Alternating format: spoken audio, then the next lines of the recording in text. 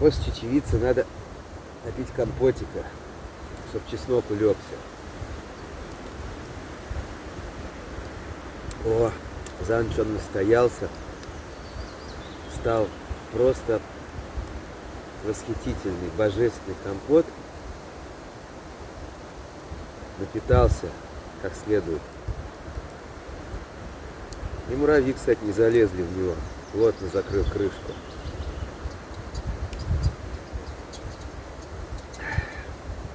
Чем хорош компот? Во-первых, он очень полезен. Это, по сути, компот – это фруктовый суп. А супы – это вообще полезная вещь. Супы улучшают пищеварение. А компот вдвойне. Потому что там есть абрикосы, урюк, курага, изюм, всякие другие компоненты, сушеные яблоки, особенно сушеные груши. Вот это вот придает компоту особую такую нотку, букет, так сказать, компотный.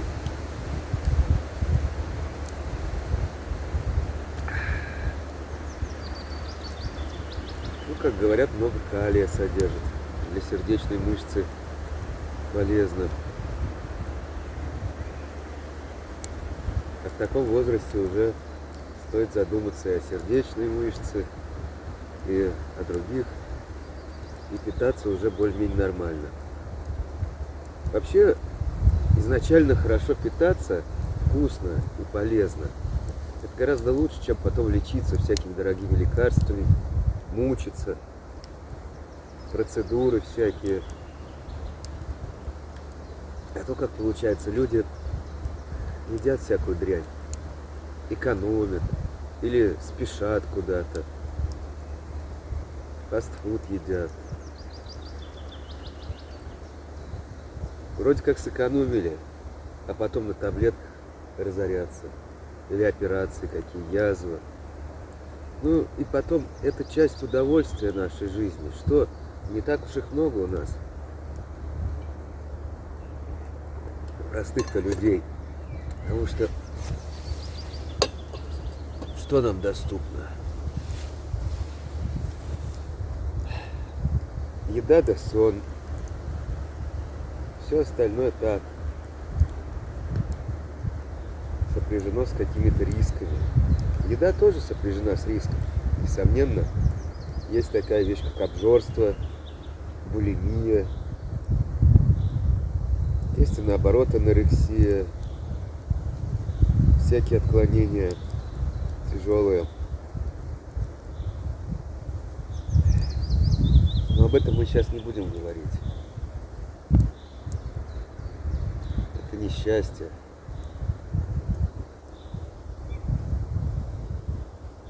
Как я себе представляю правильное питание? Ну, во-первых, это крупы. Гречка, рис, бобовые, пшеница та же в виде булгура, кускуса, да даже и макарон. Хорошо, это источник углеводов. Причем таких хороших углеводов, не как вот сахар, глюкоза. Эти крупы, они постепенно расщепляются, там выделяют сахар медленно. И это гораздо полезнее для организма. Крупе нужен жир.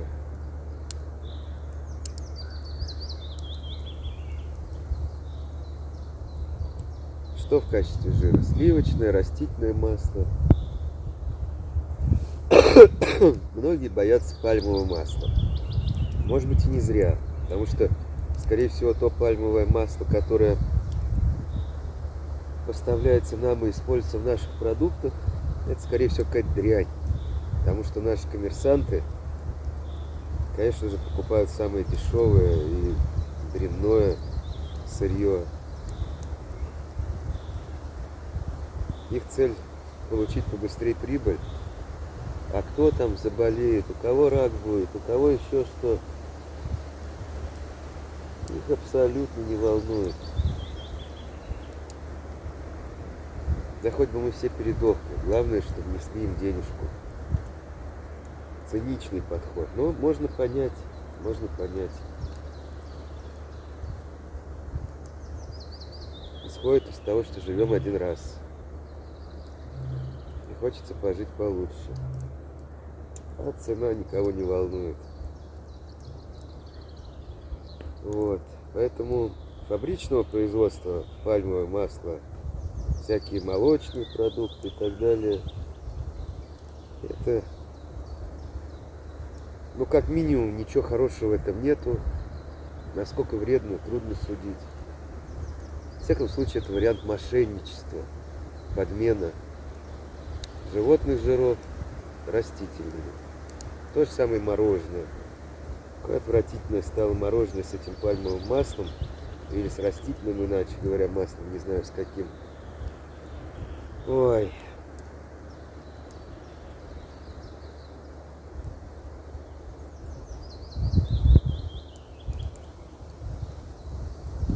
Но если говорить про настоящее пальмовое масло, которое в тех странах, где его производят, продается, оно очень хорошее. Вот на Шри-Ланке, например, пальмовое масло я покупал, жарил на нем все, что можно, и овощи, и рыбу жарил там. Потому что во время таких поездок я люблю готовить самостоятельно, покупать сырые продукты, каши, крупы, горох, рис, креветки, лук, картошку, морковку, ну, короче, все. И все это готовить таким образом, как мне представляется интересно. Вот там масло пальмовое хорошее. Обычное растительное масло, жидкое. Да там и сливочное, в общем-то, жидкое. Жара. Бутылка стеклянных продается. Вот. То есть две позиции мы обговорили. Это крупа и жир.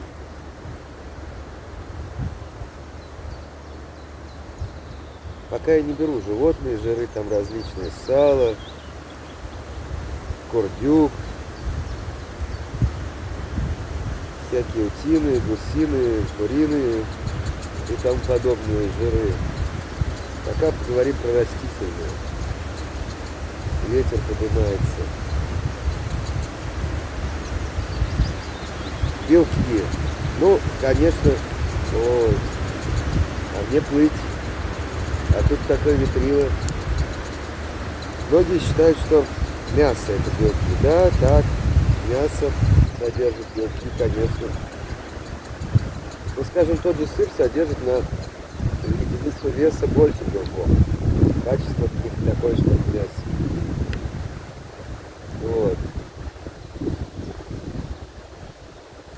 Но мясо, оно, во-первых, качественное мясо сейчас не просто найти.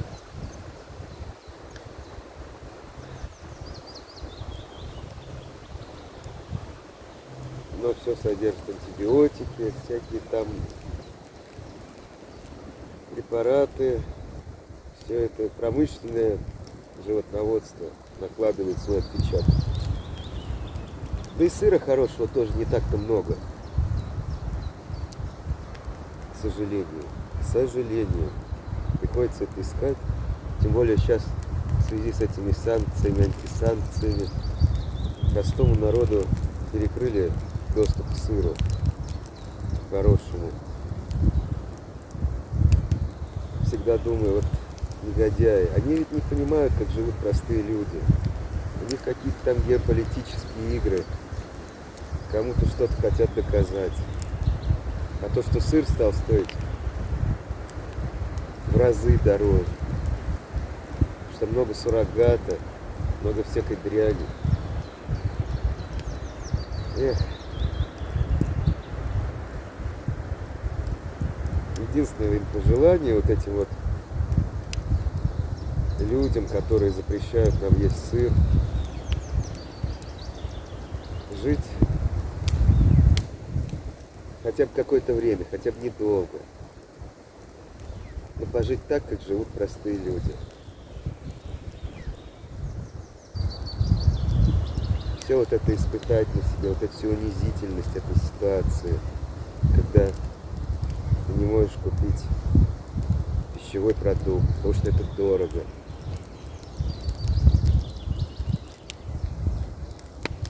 Как ты вынужден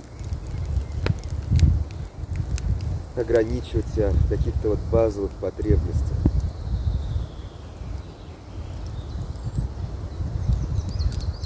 Да уж. Время, конечно, сейчас такое. Ну да ладно. Что говорить.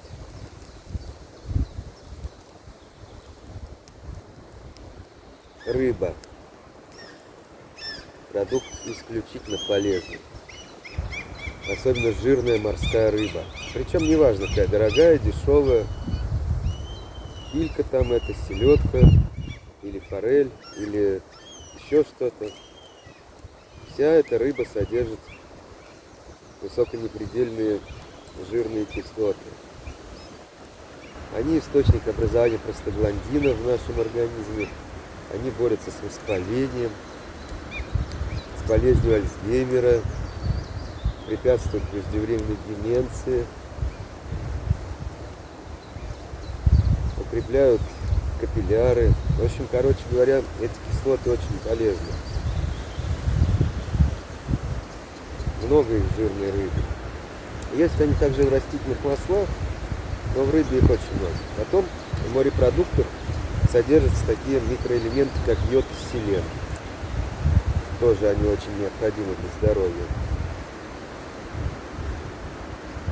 Ну и мягкое, вкусное мясо рыбное, приемлемое и в вареном, и в жареном, и в тушеном, в соленом виде, в каком угодно. Вот, скажем, морскую рыбу, жирную, например, ту же скумбрию, либо лососевую рыбу, их очень хорошо посолить. Потому что при любой термообработке все эти непредельные кислоты разрушаются, окисляются, портятся.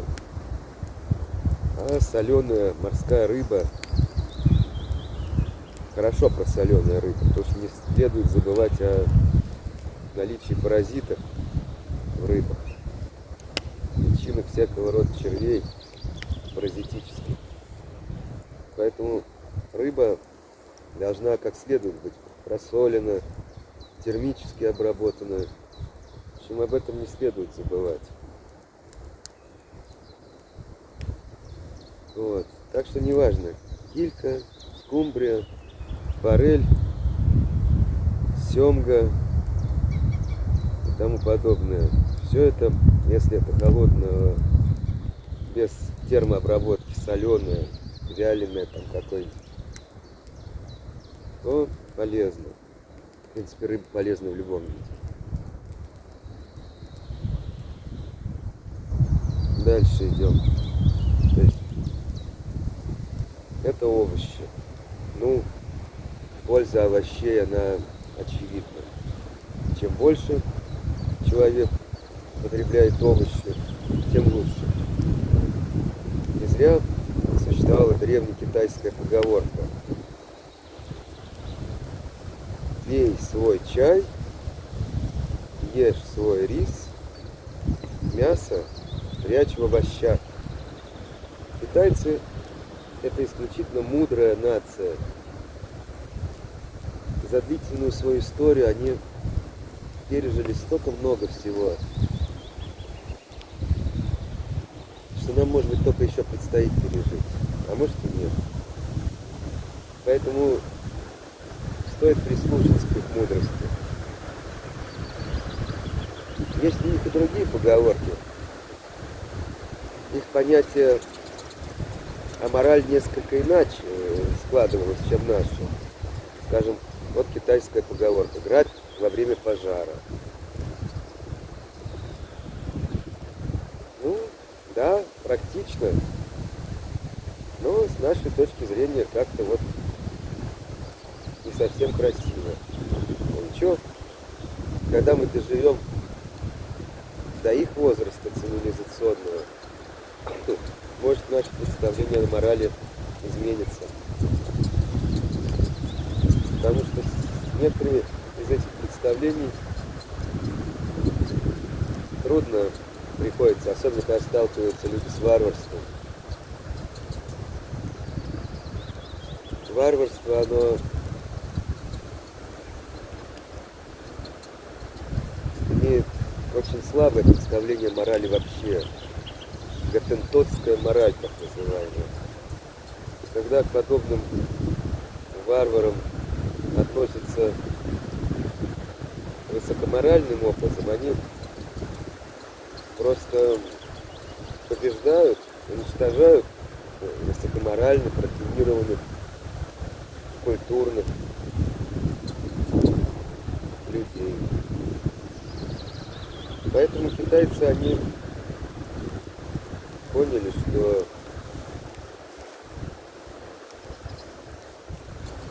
для выживания в этом мире необходима практичная мораль. Брать во время пожара. Ну что ж, овощи, значит. Отдельно, можно сказать, вот такие овощи, как лук и чеснок. Это не только овощи, но это еще и, по сути, пряность, приправа. Вкусовые, несущие свойства выраженные. А лук, да как и чеснок, в принципе, обладает чрезвычайно многообразными вкусами. Одно дело свежий лук.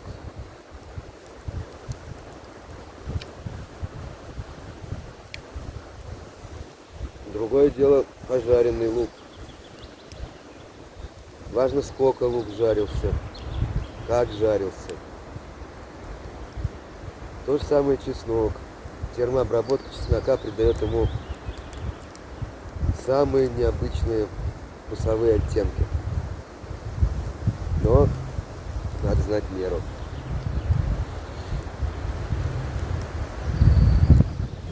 Постоянно вспоминаю историю про курицу по-корейски. Виноват, не по-корейски, по-вьетнамски. 1,5 сантиметра чеснока мелко рубленого укладывается на дно сковороды, прежде чем готовить курицу. Надо представить, какой запах во время такой готовки происходит.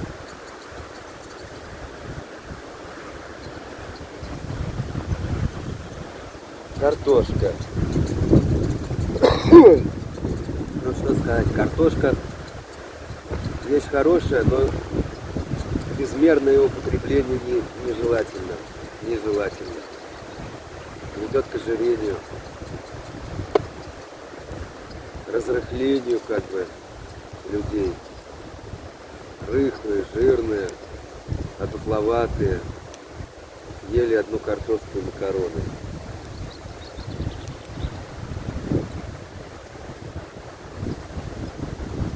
Это не вариант. Очень полезны такие овощи, как кабачки, баклажаны.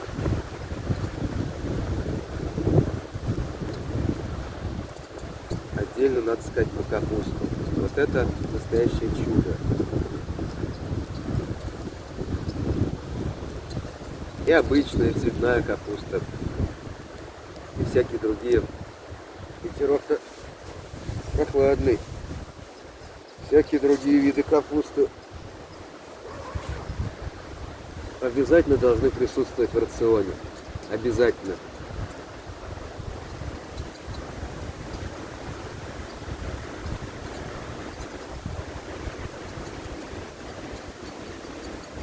Не зря те же китайцы, вот дым, теперь сюда пошел.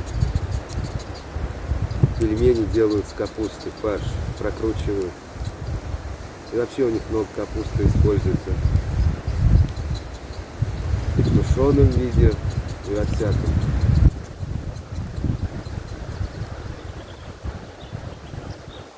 Да, ветер сильный.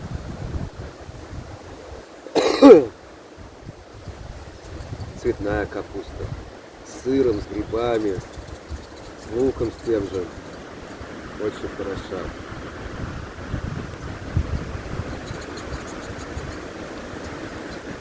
Морковь. Полезный корнеплод.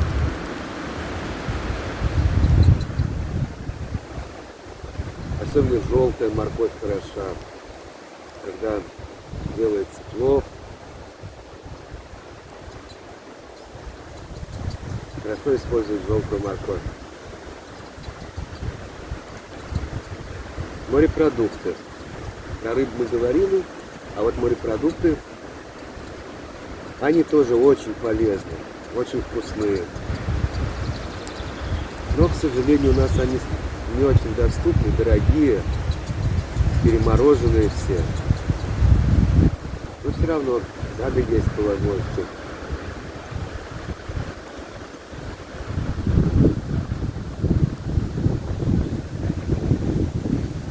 Выпечка и мучные изделия.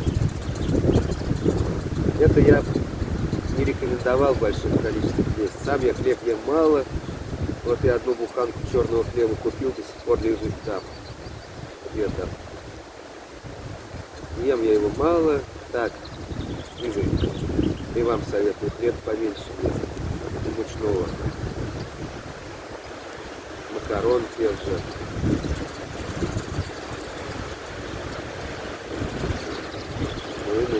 Дальше плыть-то. А надо плыть. Значит, буду дожидаться вечера. К вечеру обычно ветер утихает. Проплыву в темноте. Тоже небезопасно. А как быть? Как быть?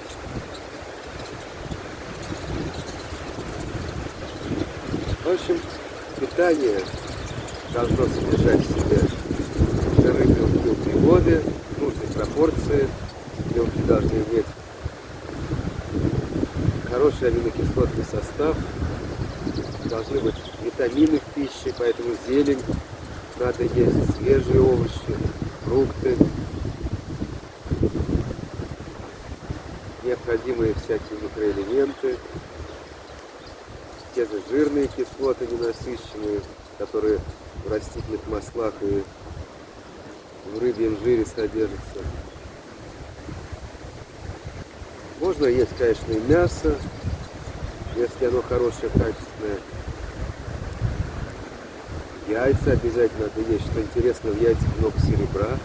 А серебро каким-то образом необходимо для работы мозга. В мозговой ткани много серебра. Зачем оно там? Одному Богу известно.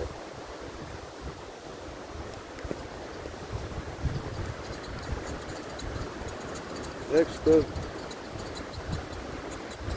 ну и вкусным должно быть питание.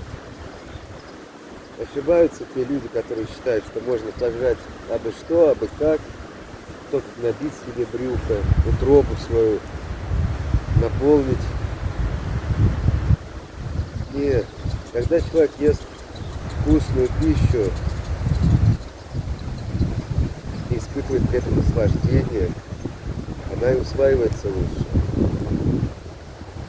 В целом, человек таким образом оздоровляется, испытывая приятные эмоции. А когда ешь всякую дрянь, которую выворачивает наизнанку, просто чтобы насытиться, о здоровье речи нет. Так, ладно.